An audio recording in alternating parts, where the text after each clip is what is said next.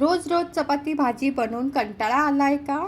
आणि मुलं नाश्ता खायला नाटक करतात का? मग आजची ही रेसिपी तुमच्यासाठीच आहे. फक्त एक बटाटा आणि एक वाटी गव्हाचं पीठ वापरून इतकं खमंग, कुरकुरीत आणि पौष्टिक थालीपीठ तयार करणार आहोत आणि की घरातले पुन्हा पुन्हा तुम्हाला मागतील. शेवटपर्यंत व्हिडिओ नक्की बघा. सगळ्यात आधी आपण एक मध्यम आकाराचा बटाटा घेऊन त्याची साल काढून घेतलेली आहेत. आता एका भांड्यात थोडंसं आपल्याला पाणी घ्यायचं आहे आणि त्यामध्ये आता बटाटा आपल्याला छान असा किसून घ्यायचा आहे. आता ही महत्त्वाची टीप अशी आहे की बटाटा पाण्यात किसल्यामुळे त्याचा रंग बदलत नाही आणि तो काळासुद्धा पडत नाही. म्हणून आपण बटाटा किसून झाल्यानंतर काही वेळासाठी तरी तो पाण्यात आपल्याला ठेवायचा आहे. हे बघा, मस्तपैकी आपण बटाटा किसून घेतलेला आहे. आता इथे आपण एक मोठं बाऊल घेतलं आहे. बाऊलमध्ये आपल्याला एक वाटी गव्हाचं पीठ घालून घ्यायचं आहे. इथे बघा, आता आपल्याला यामध्ये घालायचं आहे एक मोठा चमचा बेसन. बेसनामुळे काय होतं की आपलं जे थालीपीठ आहे त्याला छान असं बाइंडिंग येतं, खायलाही छान चविष्ट लागतं. आता एक चमचा आपल्याला बारीक रवा घालायचा आहे. रव्यामुळे थालीपीठ खमंग असं होतं.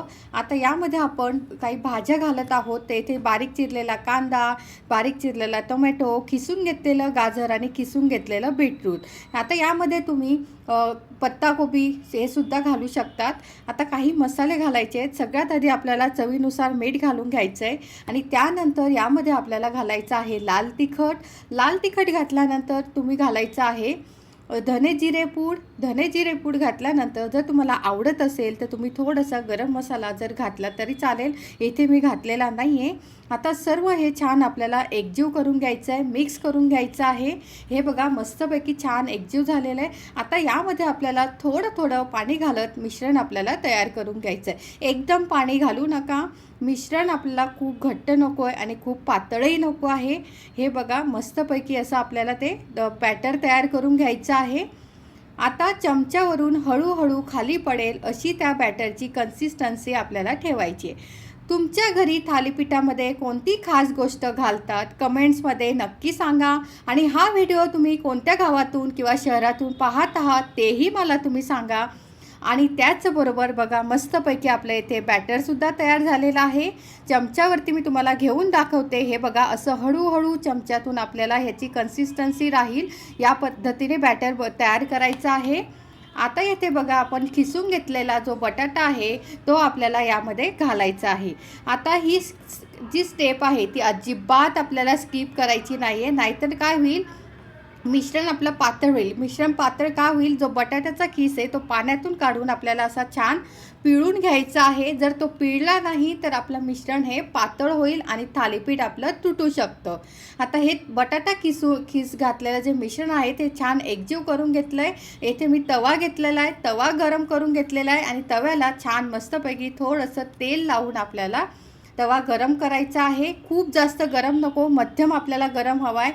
आता हे बघा, आता 3 ते 4 चमचे मिश्रण आपण तव्यावरती छान मस्त असं घालून घ्यायचं आहे आणि हाताला थोडंसं पाणी लावून हलक्या हाताने आपल्याला काय करायचं आहे, त्याला गोलाकार असं पसरवून घ्यायचं आहे.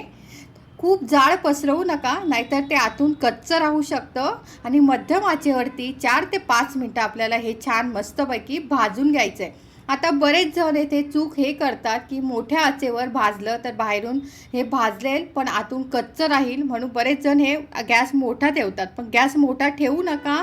गॅस आपल्याला मध्यमच ठेवायचा आहे. खालून मस्त सोनेरी रंग आला की याला पलटून घ्यायचं आहे. वरच्या साईडने अगदी थोडंसं मी तेल लावून घेतलेलं आहे की दोन्ही बाजूने आपल्याला खमंग असं हे छान मस्तपैकी भाजून घ्यायचं आहे. बघा, काय सुंदर असा कलर आलेला आहे. आपण बीट घातल्यामुळे त्याला सुंदर असा कलर आलेला आहे आणि दिसायलाही छान दिसतंय आणि मुलांच्या पोटातही भाज्या जातात. मस्तपैकी हे दोघं साईडने खरपूस असं आपल्याला भाजून घ्यायचं आहे. वाव, बघा किती सुंदर खमंग कुरकुरीत थालीपीठ तयार झालेलं आहे. बाहेरून छान कुरकुरीत आणि आतून मऊ लुसलुसीत हे थालीपीठ तुम्ही दही, लोणचं किंवा हिरव्या चटणीसोबत तुम्ही सर्व करू शकतात.